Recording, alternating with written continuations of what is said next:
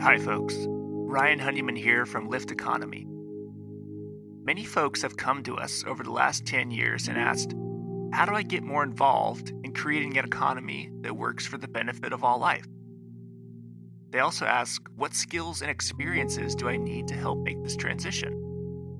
So 3 years ago, we created something called the Next Economy MBA to help address this and similar questions.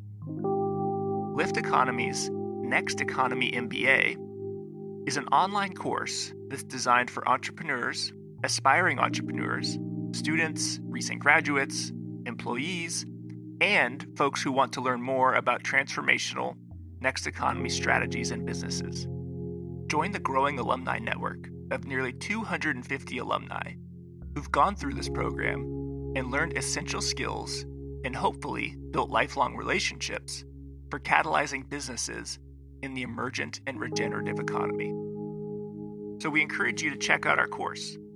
You can go to lifteconomy.com/MBA. The next course, Cohort 7, starts on September 21st, 2021. So once again, go to www.lifteconomy.com/MBA. And now, on with the show.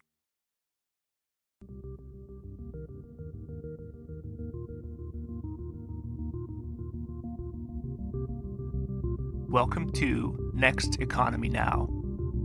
The goal of this podcast series is to highlight the leaders who are taking a regenerative, bioregional, equitable, democratic, racially just, and whole systems approach to creating the new economy. Claudia, welcome to the show. Hi, Ryan. Thank you. Thank you for the invitation. So Claudia, let's start with a bit about your path to how you got here. So how did you first get interested in the type of work you're doing today? Well, this is an interesting question because in general, in my life, I choose many things, but in this, I didn't choose what I do. It was chosen by who I am. So I'm a mother, I'm Latina, I'm an immigrant. I've been in the U.S. since 1997. That's a lot of more time than I planned. When I graduated from a prestigious university with a huge scholarship and a lot of debt, I couldn't find a job. That's in 1997, even though that I had all my bachelor, and in Mexico, that's really like it's a dream for many people, especially when I was the first one in my family pursuing a university career. And I couldn't find a job. And my mom got sick, so I came to the United States because I had family here. And then is how I started to get immersed. And because the border crossed me, I didn't identify myself first as an immigrant. I was like, yeah, it's going to be here just for a while. And then things got complicated, and I stayed longer. For 12 years, I was undocumented. But I'm so glad that that happened because I was working on the food industry as a waitress, and I heard so many stories about immigrants building their houses, sending money, and I learned about all those dreams. And then I realized that I grew up in the border of Mexico in Nuevo Laredo, next to Laredo, Texas. And I was like, oh my God, I normalized because I was a Mexican just living at the border, and I saw so many people crossing the border, but it never crossed my mind what was behind. So when that happened, I started doing theater. I was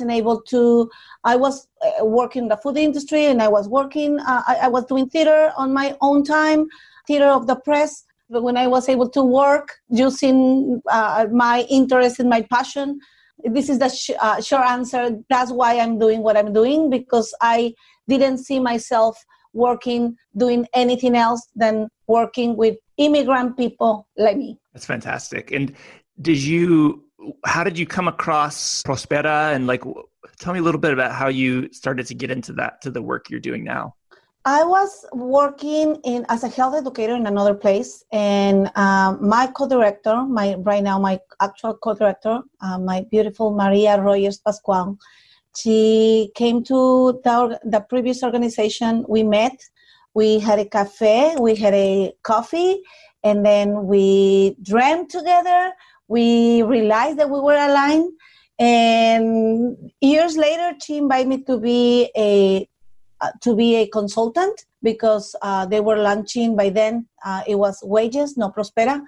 It was like a transition, creating a new co-op that it was about popsicles, and they were recruiting people from the community. And I've been an immigrant activist for many years.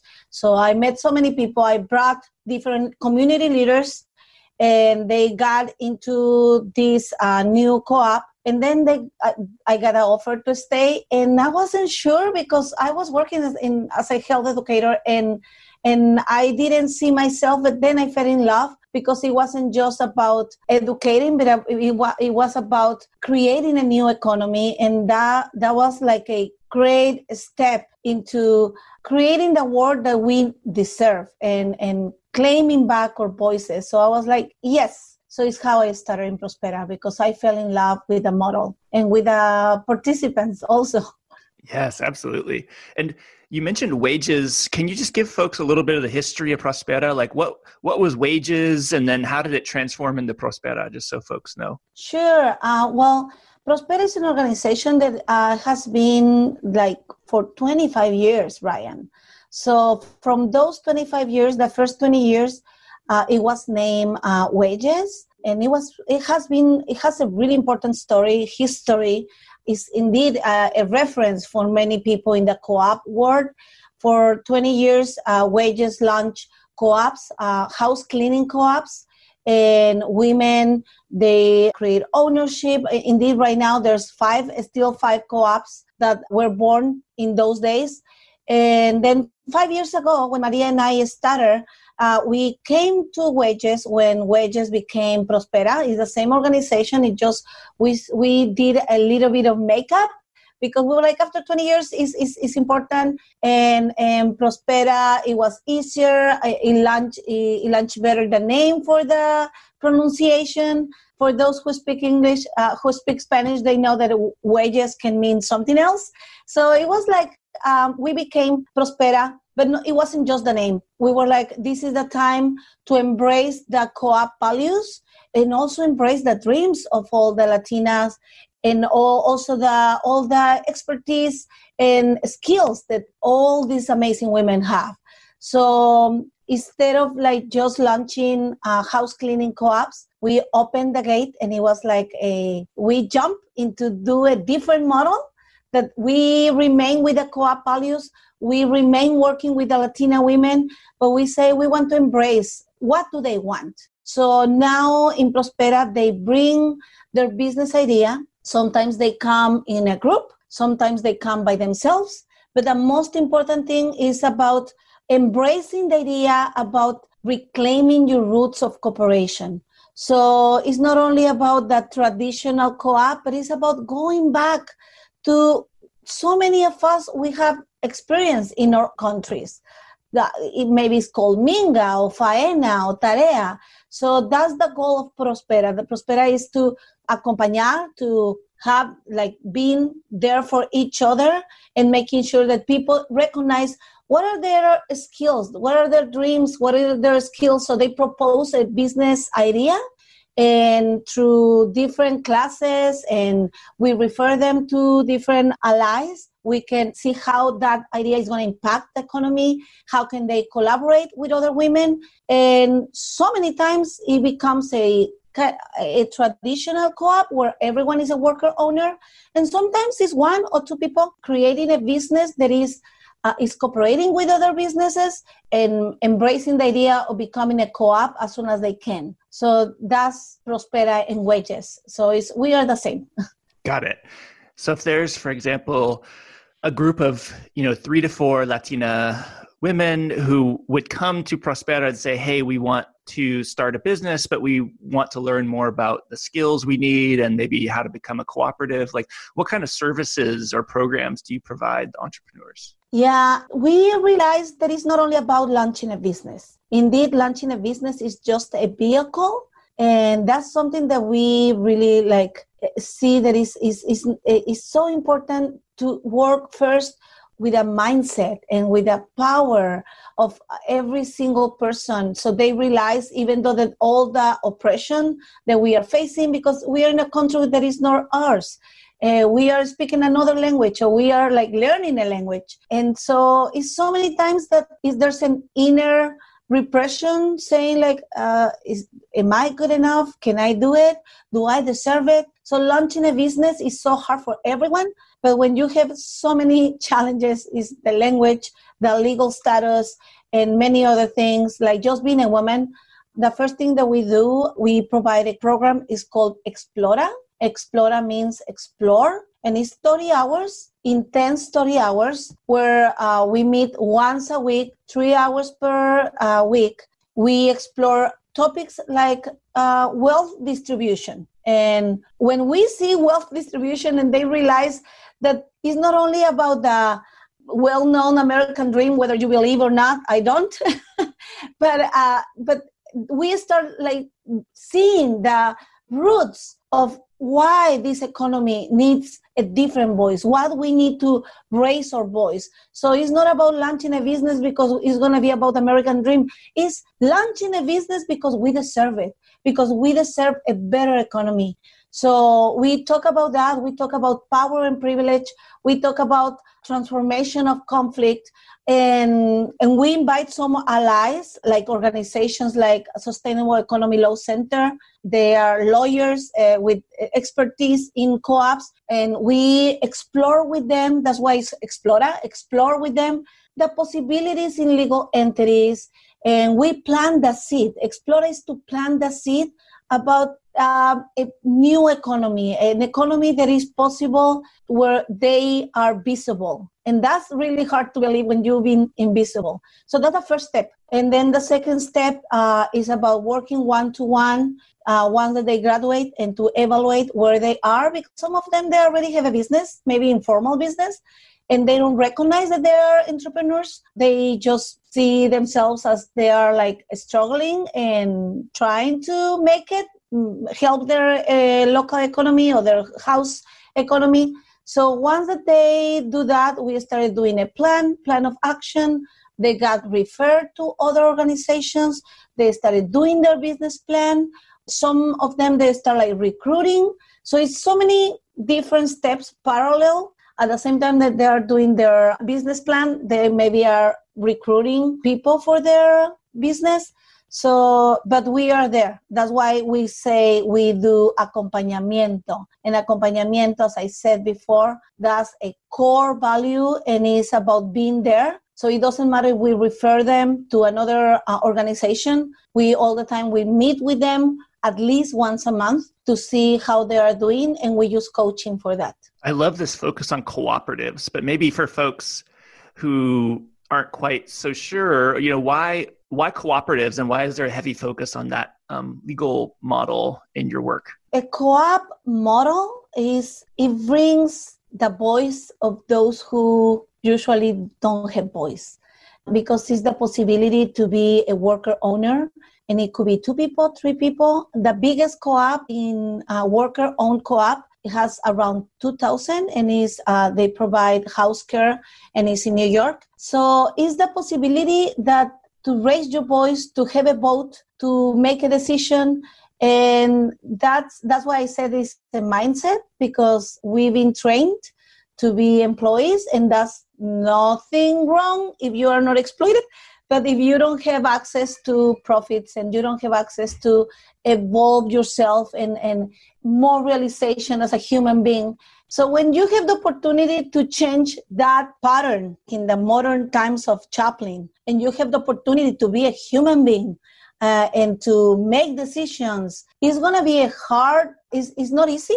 It's even a tougher path, but it's worth it, because it's not only about the impact in your economy and for your family and your community, but it's about how people feel, because they feel they know that they are seen and they are heard. So co-ops right now here in the United States is about more than 450 worker-owned co-ops. I'm just talking about worker-owned co-ops. In Latin America, that's That's something that it has happened because it's a way to create a better economy and a better access to economy. So we have experienced for many, many years. And this is the right way. And just to close this question, something that we realize is like sometimes certain models become a fashion, and sometimes we forget about the roots. So a co-op model is not new. A co-op model comes from, I always say, it's part of the nature of human being. We have been raised in a individualistic society, and it's totally, in my opinion, many people, we believe that that's not natural for human beings, because even when we were in the caves, we were able to move along, to create, to invent, because we were working in cooperation. We were able to work in groups. When that stops, then we started to creating damage to our planet and to other people. So that's why I really strongly believe that working in cooperation with other people is about going back to your roots. So it's what we do. Yeah, it's still really insane to me that there's only 450 worker co-ops in the United States. Doesn't that seem Yes.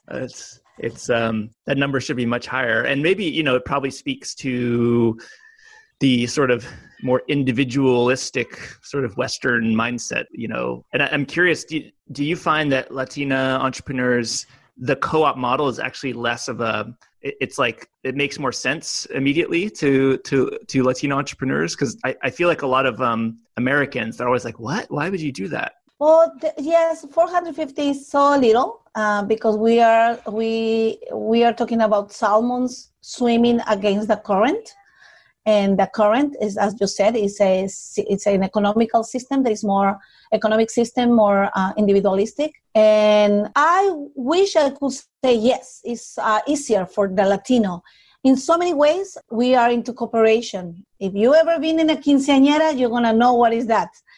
So a quinceañera is this celebration for the number 15 anniversary for a kid. But the thing is, like, everyone cooperates. Everyone is like a godmother or godfather. And if you go to a little town in Mexico, you're going to see that even the most, like the person who doesn't have maybe a lot, they're going to offer something, rice, sugar. Let me bring, and same happens when somebody dies. And same happens when somebody's going to build a house in little towns in Ecuador. They have a tequio, and then everyone cooperates. So in so many ways, yes, it is easier because we have that experience, even if we don't call cooperative. And that's why it says like, let's go move beyond the name and go further for the roots, because then it's easier. When you started talking to women and they come as an immigrant to the United States, and if you're talking about co-ops, sometimes they don't get it because or they have had bad experience, or they weren't exposed to a co-op as such with this name. But when we started talking about like, so tell me, how do you do it when there's a party? Oh, it's natural. Everyone is going to help me. And what happened when you came? Who helped you to come? And so there's a lot of experiences in the Latino population that talks about cooperation. So we don't need necessarily talk about co-ops. And then we started talking about a different way of doing businesses. And because sometimes they come without even thinking doing a co-op. They come because they need it. So it's not I don't want to say, oh my God, people hold hands and they're so happy and they launch businesses and they love each other. That would be a lie, because they come, they're surviving, they have a dream. They are community leaders. Many of them, they are like wishing and like hoping to impact in some way. And they need it. But then when they connect back with their experience in creating change in the community, working with other people, then they start seeing that is a need. And is sometimes I can recommend you to talk to some of the program participants.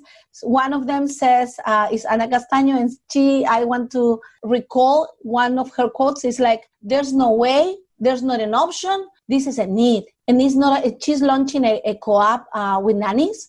And she's like, for me, it's not an option. It's a need, because if we don't do it, we won't be able to survive. So that's the level of that I see in terms of Latinos doing co-ops. It's a need, but also it's an experience, previous experience in their hometowns, even though if it wasn't a co-op, as the name says. What do you see as with the global pandemic going on right now, everyone's at home. What are some of the unique opportunities and challenges that the communities you work with are facing right now? Facing COVID-19 is not easy for anyone. I recognize that. But the Latino community has been impacted disproportionately due to the inequities and the lack of access to resources. As soon as the sheltering home started, the 6 people that we got together, and the 6 people in terms of staff, because otherwise we are more people. We got together, we create a survey to make sure and to understand that don't assume. And we didn't want to assume, maybe they are da-da-da. So we just called them. We had interviews with them for an hour, and we realized that the lack of access, like, for example, right now, you and me, we are doing an interview through Zoom. Many of them, they don't have access to a device. I don't even say a computer. They do have smartphones, but sometimes they didn't even use Zoom.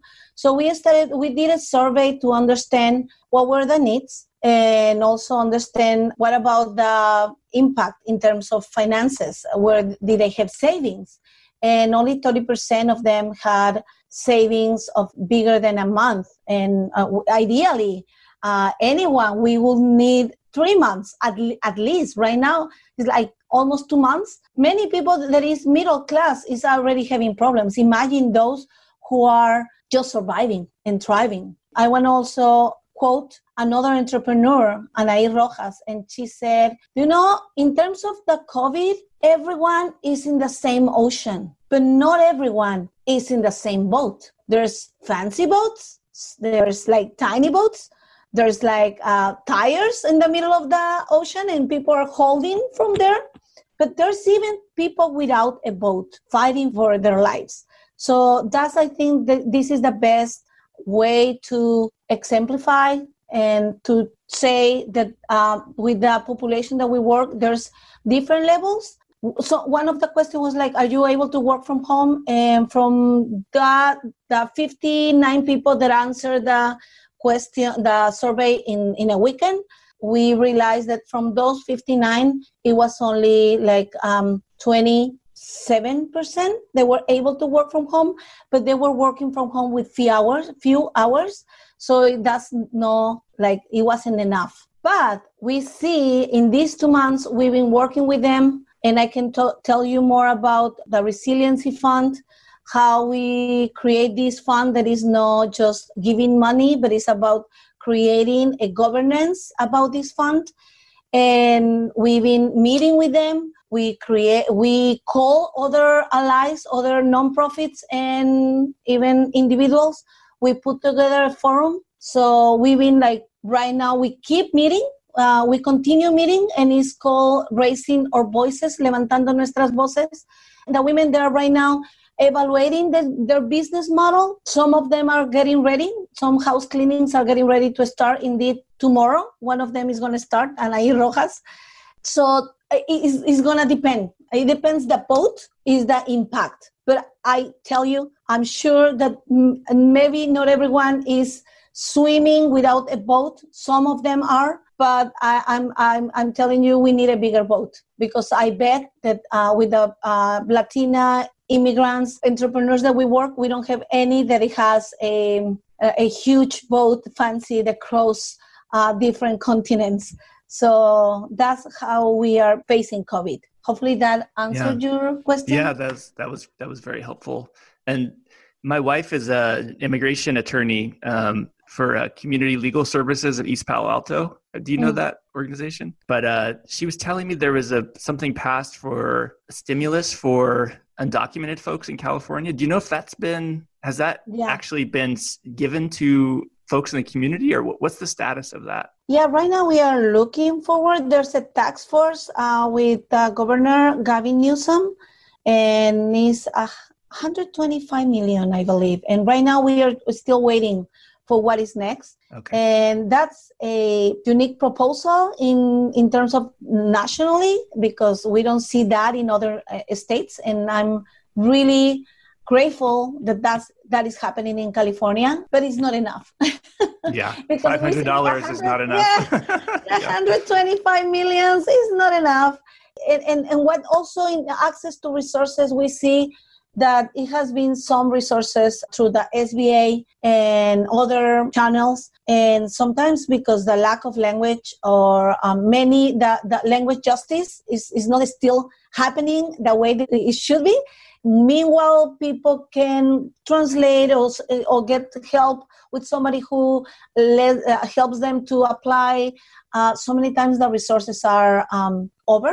Right now with this new stimulus, we are waiting for what are the next steps. And we are working with other organizations to put together and raise our voice. We want to raise our voice and see if we can talk to decision makers and say what we have seen and what we see that is needed. So it's more money for sure, but also is paths that are more aware of all these challenges that we've been talking.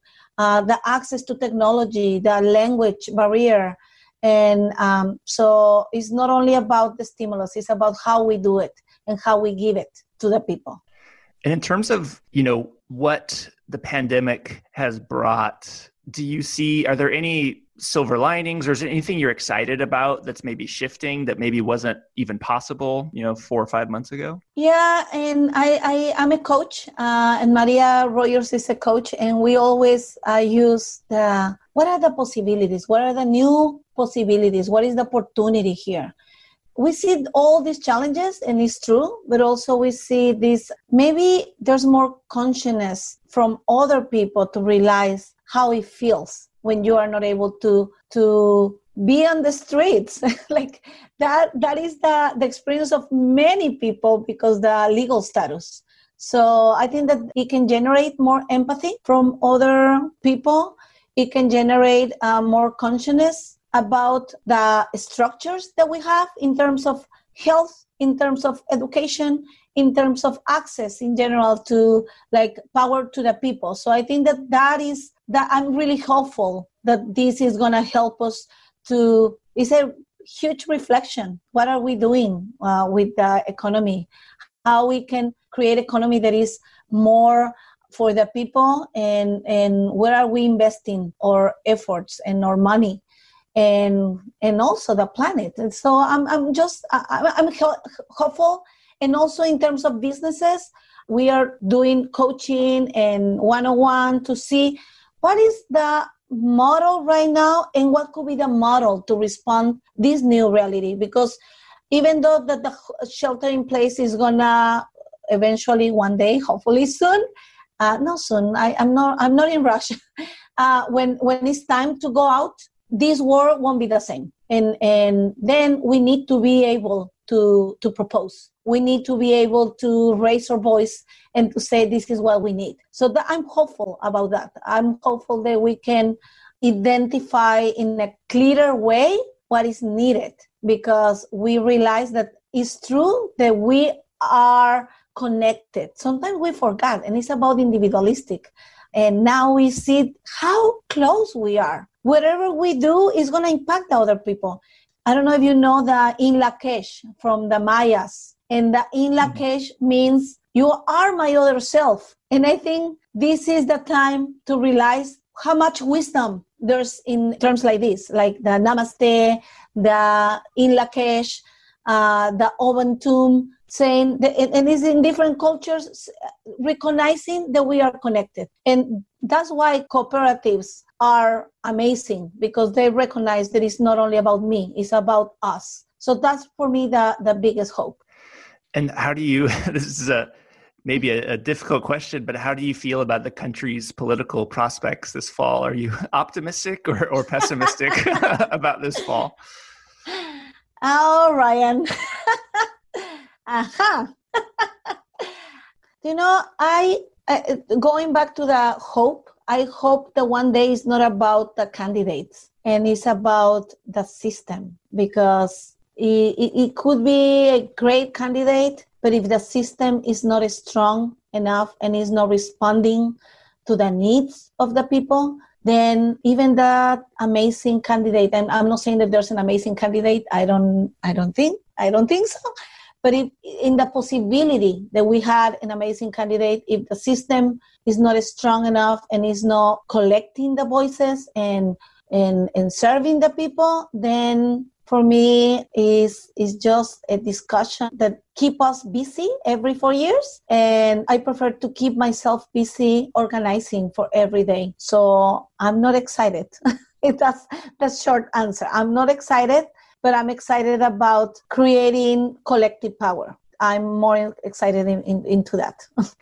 Yeah, I'm excited. I've been watching some of Ian Haney Lopez from UC Berkeley. He talks about the research in his book Merge Left, which is about the discussing the importance of discussing race and class together as a way to bring about unity and build a broader coalition. Because I think, a lot of folks, at least on the left, we always are worried about not talk, there's a lot of okay, let's not talk about race because, well, we don't want to alienate the sort of white working class. But there's some really interesting research he came out with around, talking about how the wealthy are using racism and say immigrants, it's like the border, we need to build the border wall. They're using that as a way to actually create opposition between class solidarity. I mean, say Latinx, Black and whites. And so using pointing to racism as a tool of the wealthy to actually divide America, I think it's a really winning message. And I'm hopeful that is something that can help defeat, Trump in this fall's election. So I don't know. I guess I'm excited about, discussing it more overtly, but I'm also cautious because I didn't think he could win the first time. So yeah. I there's surprises and it's about this person, but it's also about what it makes me feel. And I don't like to feel fear, but fear is a human nature. And the fear is not about the person that is on the White House, but it's about all the people who believed and are behind him. So that's why I say it's more about how we create a collective power. And it's about talking about class and talking about racial, and it's about talking about the different oppressions and connect the dots. So otherwise we can be used for other people's interest, right? Yeah. And so what do you see, because eventually, whether it's, 2 months or 5 months or 6 months, or maybe hopefully not 12 months, eventually COVID will sort of go away. And what do you see as some of the longer term, what are you really looking for over the sort of the next 5 to 10 years for Prospera? What does success look like? And what is sort of your vision for the new economy? Before and after COVID, I think that now is going to be a quote that we all, as an organization, but also as an individuals, that before and after COVID. And I'm really proud that we've been talking about, even before COVID, about the importance of creating an organization that is for these women, but also managed by them. So our best dreams and I say from the staff and the Prospera family, it is eventually create more participation where Prospera is not only a nonprofit, but it's also we have a lot of co-op values, the way that we work inside, the way that program participants decide. So my best vision is to see a women running co-ops, creating a ripple effect in their economies, in their communities, and making decisions in organizations like Prospera, not only Prospera. So we always say that they are the bosses. So my hope is that they can use organizations like Prospera to raise their voices. And I always say raise my voice because, believe me, for 12 years, it didn't matter that I went to one of the most prestigious school with a scholarship. I graduate with really good grades because I didn't have an option. If I lose my grades, I will lose my scholarship, but it didn't matter because when I came to the United States, I became invisible. And my dream is that we all, now I'm a citizen. I want to really, it's not about pobrecita, let me help them. It's not a pobrecita, and pobrecita is like, it comes from, it can be a good starter, that somebody becomes an ally, but then is equals. And, it's like, this is a win-win. If we recognize the power that other people have, then we're going to win as a community. That's my dream, that Latina women, they own their own, create their economy. They are able to impact their communities, and organizations, nonprofits, they can serve and they can be voted and they can be governed by the same people that they serve. And I say this because it's needed. We don't want to take just decisions from the desk. We need to bring people, sit with them, and see what is next. So what I say is not what Claudia says. We've been talking to our committee of program. We meet with them right now every Thursday. We create a resiliency fund, and we define with them what we don't want. And we didn't want to have a charity fund just to give away money. That is really important, and we need it. But what is next? And the next is that they want to keep this fund. They want to work for this fund. We all are excited about creating a sustainable organization where we can diversify our income, where they can take decisions, and where we can benefit more women. So that's a big dream. But if we don't dream big, then something is wrong. So yes, that's our dream. I love it. And you mentioned Resiliency Fund. One of the things we often ask guests is, how can the listeners support your work? So what can folks listening to this podcast do to support your organization and the Latina entrepreneurs that you work with? Yeah, well, this is a great opportunity and I'm not saying that only for Prospera. As I say, it's a win-win. We have a beautiful program. I welcome everyone to come and see our website, sign for the newsletter, and check our Facebook and all the social media. And also, once that you check the website, you're going to see that right now we just launched our Resiliency Fund. And this Resiliency Fund is not because of COVID. We just accelerate. We have a program. We have a fund that is called The Power of a Dream, El Poder de un Sueño. And El Poder de un Sueño, we realized that it was like, it's not enough if we just provide classes and we just provide coaching, and that's so important. But if we don't recognize that people, like, imagine a mother who's working at least 2 jobs, who's amazing, who has an amazing business model, who's a community leader, who maybe is a health promoter, but she doesn't have the time to invest and to create a business model or to do the marketing research. At what time she's going to be able to do it? So we create the Power of a Dream. There's El Poder de un Sueño fund, and it has different seats or different bucks. And one is the fellowship, paid fellowship.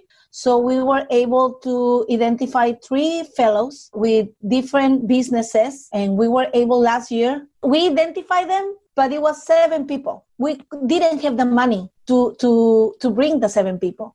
And we did a presentation. They did a pitches, and they were chosen with the help of the same participants, the same people who were trying to be a fellow. They also vote for their compañeras, because they said we want someone who opens the path for us. So that's one thing that we need. We need money to continue the fellowship program, Right now, we have 3 fellows. They get $1,500 per month. That is buying time so they can, like Anna is one of the fellows. She's a nanny. She was able to stop working for 1 or 2 days.